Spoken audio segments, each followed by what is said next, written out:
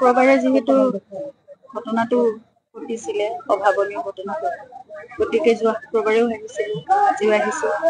আৰু মোৰ যেতিয়াই কিবা ক'বলগীয়া থাকে, তেওঁৰ লগত মোৰ আলোচনা কৰিবলগীয়া থাকে, মই সদায়, কাৰণ মোকতো সদায় তেওঁৱে আগবঢ়াই নিব লাগিব। গতিকে মোৰ প্ৰাৰ্থনা, মোৰ সকলো কথা, মোৰ মনৰ কথা, মোৰ শক্তিৰ কাৰণে, মোৰ সাহসৰ কাৰণে, প্ৰতিটো কথাৰ কাৰণে মই তেওঁৰ ওচৰলৈকেতো আহিব লাগিব। গতিকে মই আহি থাকিম, তেওঁৰ লগত মোৰ পাতিবলগীয়া বহুত কথা থাকিব। গতিকে তেওঁক ইয়াতে আহি কম, শুনিব। মই জানো তেওঁ সেইখিনি সাহস আৰু শক্তি দি মোক আগুৱাই লৈ যাব।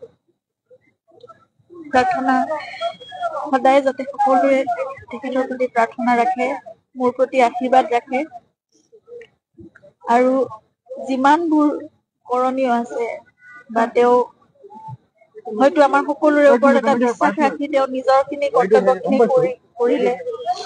এতিয়া বাকীখিনি আমাৰ ওপৰত তেওঁ এনে এৰা নাই, তেওঁৰ বিশ্বাস আছে অসমীয়া ৰাইজৰ ওপৰত, নতুন প্ৰজন্মৰ ওপৰত, বা তেওঁক ভাল পোৱা প্ৰতিজনৰ ওপৰত। তেওঁ জানে যে সেইখিনি দায়িত্ব আমাৰ হাতত অৰ্পণ কৰিছিল।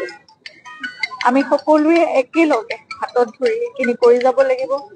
আৰু যেনেকে জুবিন ক্ষেত্ৰখন শূন্য ভূমি হৈ পৰিছে, এতিয়া মহামিলনৰ ভূমি হৈ পৰিছে, গোটেই অসমখন তেওঁ সপোনৰ বৰ অসমখন, মই বাৰে বাৰে সেইটোৱে প্ৰাৰ্থনা কৰো যে তেওঁ সপোনৰ বৰ অসমখন যাতে আমি গঢ়িব পাৰো।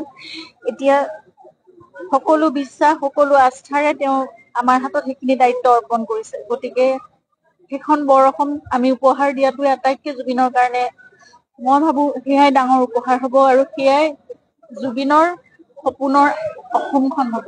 গতিকে আমি একেলগে ওলাই আহিম, সকলো একেলগে কাম কৰিম, সকলো ভাল পোৱা, তেওঁৰ যিমানখিনি আদৰ্শ আছিলে বা তেওঁ যিমানখিনি সমাজৰ কাৰণে, আমাৰ জাতিটোৰ কাৰণে, সংস্কৃতিৰ কাৰণে সকলো কৰিব বিচাৰিছিল, সকলোবোৰ কাম আমি একেলগে কৰিম।